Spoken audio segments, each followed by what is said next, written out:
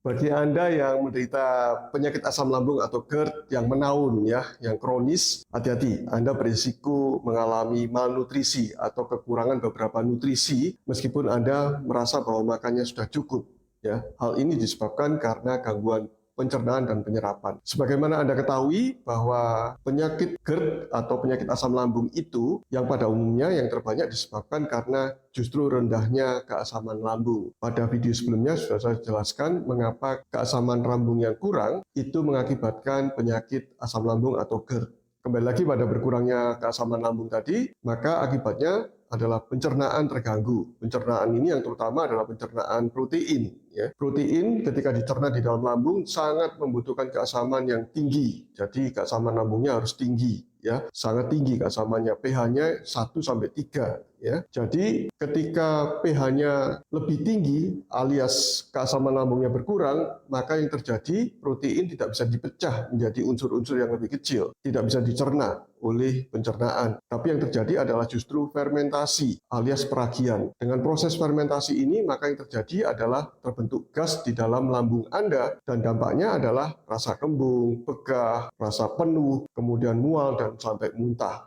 Yang jelas protein itu tidak bisa dipecah dan akibatnya tidak tercerna dengan baik ya, dan tidak akan terserap pada usus 12 jari, usus halus dan usus yang di bagian bawahnya lagi. Ya. Itu dampak dari berkurangnya atau kurangnya keasaman lambung. Kemudian keasaman lambung itu sendiri juga mengganggu penyerapan beberapa nutrisi, terutama mineral dan vitamin B12.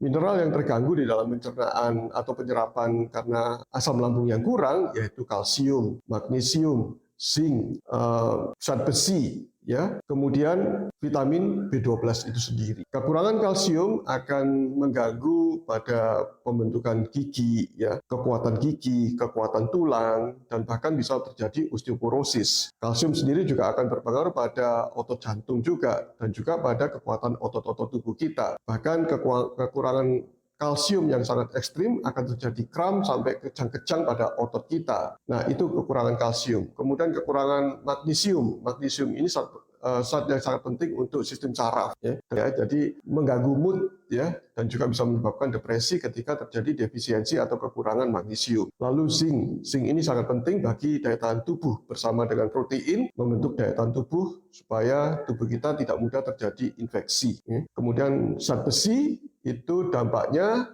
bersama dengan B12 itu sama dampaknya, yaitu terjadi anemia meskipun jenis anemianya berbeda. Anemia itu adalah kekurangan sel darah merah atau sel darah merahnya tidak berfungsi dengan baik. Dampaknya apa? Terjadi keluhan lemah, letih, lesu, loyo, lunglai, ya, dan LL yang lainnya. Dampak yang lainnya juga adalah oksigenasi ke otak juga berkurang karena oksigen itu dibawa oleh sel darah merah. Ketika sel darah merahnya tidak berfungsi dengan baik atau kurang, maka transporter oksigen itu juga berkurang ke otak. Dampaknya kita tidak bisa berkonsentrasi dan cenderung mengantuk, alias loyo juga jadinya ya, lunglai juga ya. Itu dampak dari penyerapan mineral yang terganggu karena kurangnya asam lambung Anda. Ya. Kemudian dampak yang lain dari berkurangnya asam lambung itu adalah asam lambung itu sendiri akan memicu pankreas, satu organ di dalam perut kita, untuk memproduksi enzim-enzim pencernaan. Nah, kalau produksi enzimnya sendiri tidak terpicu, maka berkurang enzim itu. Gangguan pada produksi enzim ini akibatnya penyerapan banyak nutrisi, antara lain juga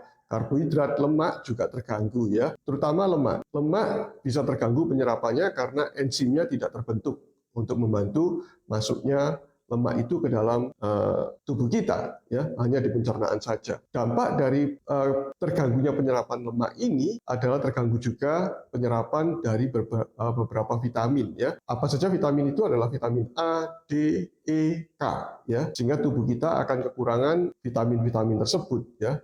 Nah, jadi produksi enzim ini sangat penting untuk penyerapan dan pencernaan nutrisi di dalam saluran pencernaan itu sendiri. Ya. Itu terganggu karena HCl atau asam lambung tidak bisa merangsang pankreas untuk memproduksinya. Karena rendahnya kadar asam lambung Anda, penderita GERD, ya, penderita penyakit asam lambung. Kemudian dampak lain dari rendahnya asam lambung itu adalah asam lambung itu sendiri juga merangsang kontraksi dari kandung empedu. Nah, kontraksi ini sangat penting sekali untuk mengeluarkan empedu agar membantu pencernaan, juga melumasi kotoran di dalam perut kita agar mudah dikeluarkan. Itu sangat penting bagi tubuh kita ya, empedu itu. Tapi ketika dia tidak bisa dikontraksikan kandung empedunya itu, sehingga dia bisa memompa keluar kandung empedu itu, maka risikonya adalah terjadi pengendapan dari empedu. Empedu yang mengendap akan menjadi batu di dalam kantung empedu. Itulah dampaknya dari kurangnya keasaman lambung. Dari atas sampai bawah bisa terganggu. Ya. Selain itu,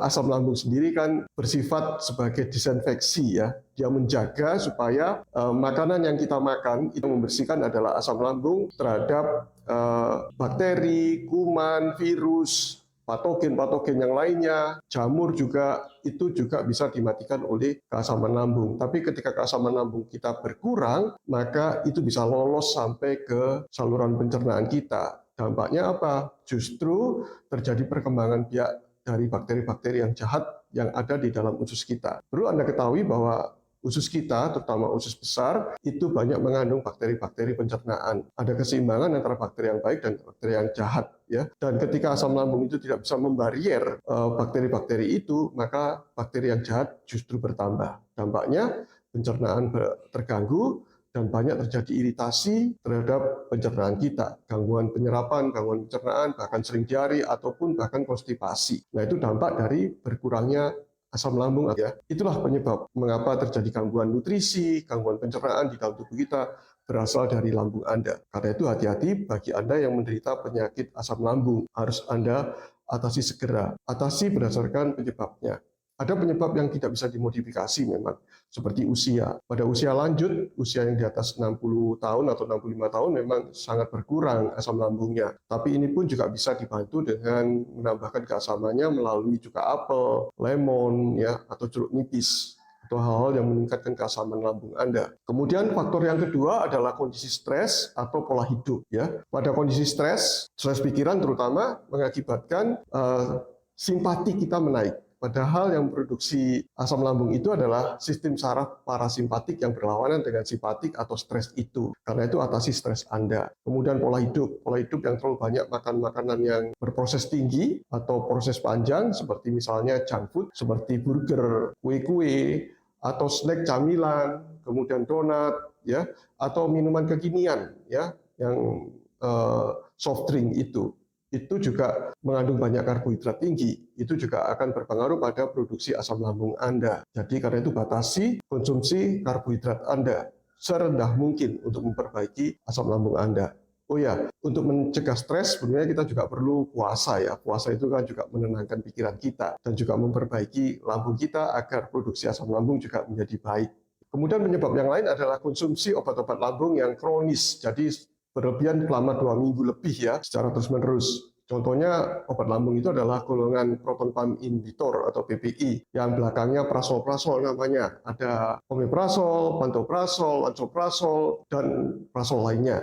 Kemudian ada juga A2 blocker ya, yang belakangnya tidin, simetidin, ranitidin, famotidin, itu adalah obat lambung yang bisa menghambat produksi asam lambung. Selain itu juga obat yang menetralisir asam lambung. Ketika keasaman lambungnya rendah dinetralisir, maka makin netral lah, maka makin cenderung basa. Yang bisa menetralkan ini adalah antasida ya. Nah, coba atasi penyebabnya. Jangan bergantung pada obat-obatan ini. Kemudian berikutnya, yang terakhir, penyebab berkurangnya asam lambung adalah penyakit-penyakit kronis. Contohnya kencing manis. Komplikasi kencing manis salah satunya adalah gastropati namanya. Jadi ketika terjadi gastropati ini, maka produksi asam lambung, produksi sel mukus atau pelapis lambung itu sendiri juga akan berkurang. Dampaknya gangguan-gangguan yang lebih parah bisa terjadi. Untuk kencing manis, atasi kencing manis Anda. Pada video yang lain sudah saya sampaikan mengenai bagaimana cara mengatasi kencing manis tidak bergantung pada obat, tetapi justru harus dimulai dengan modifikasi pola makan, modifikasi pola hidup. Ya, Anda bisa simak di video ini ya, mengenai bagaimana kencing manis dan juga cara mengatasinya. Atau Anda bisa lihat di link di bawah ini yang di kolom deskripsi akan saya sampaikan, Anda bisa klik di sana. Nah, itu mengenai dampak berkurangnya asam lambung dengan gejala awal adalah GERD atau penyakit asam lambung. Karena itu perhatikan kondisi penyakit Anda ini, jangan biarkan berlarut-larut, tapi atasi karena dampaknya banyak nutrisi yang terpengaruh. Demikian informasi dari saya. Bila informasi ini bermanfaat bagi Anda, bisa bagikan kepada yang lain. Salam sehat dari saya, Dr. Oi. Stay healthy.